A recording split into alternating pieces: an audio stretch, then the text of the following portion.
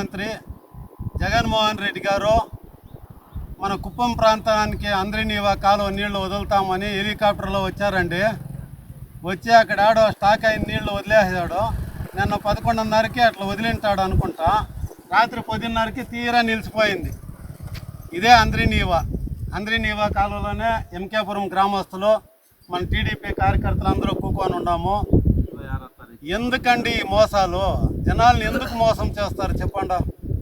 ఏమో చంద్రబాబు నాయుడు 88% పూర్తి చేశాడు, 400 కోట్లు ఖర్చు పెట్టి కాలువ కడితే 5 సంవత్సరాల నుండి 11% నిధులు విడుదల చేసే కాకుండా తణుకలాడి లాస్ట్ మూమెంట్లో ఎన్నికల ఎలక్షన్ కోడ్ వస్తూ ఉందని ప్రజల్ని యామారిద్దామని వచ్చి అందరినీవా కాలువ నీళ్లు వదిలేశారు. నిన్న పెద్ద మాటలు మాట్లాడాడు.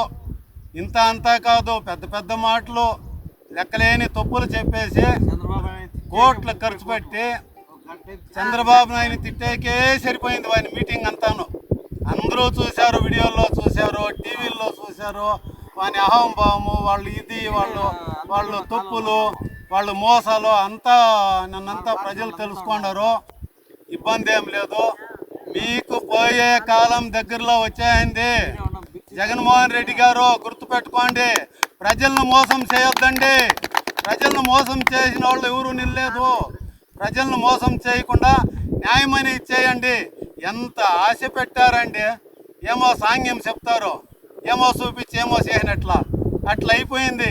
నిన్న నీళ్లు వస్తూ ఉన్నాయని చెప్పి ఓని రాత్రి అంతాను కాలువల మీదంతా కొందరు జై జగన్ అనేది, కొందరు పొట్టేళ్ళు నరికేది, వాళ్ళ ఇది చూసేకొని కెలగేయకొని ఒకడు పత్తాలే అంతా వెళ్ళిపోయినారు. గుంపులు అంతా వెళ్ళిపోయినారు.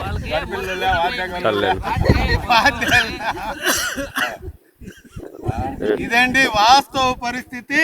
ఇదే అందరినీవా కాలువ నాసి రకం పనులు చేసి గబగబాని వదిలేశారు.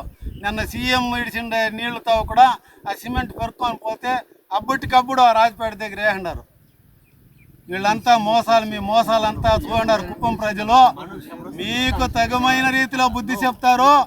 నారా చంద్రబాబు నాయుడు గారికి 1,00,000 ఓట్ల మెజారిటీ పైన వచ్చేది ఖాయము.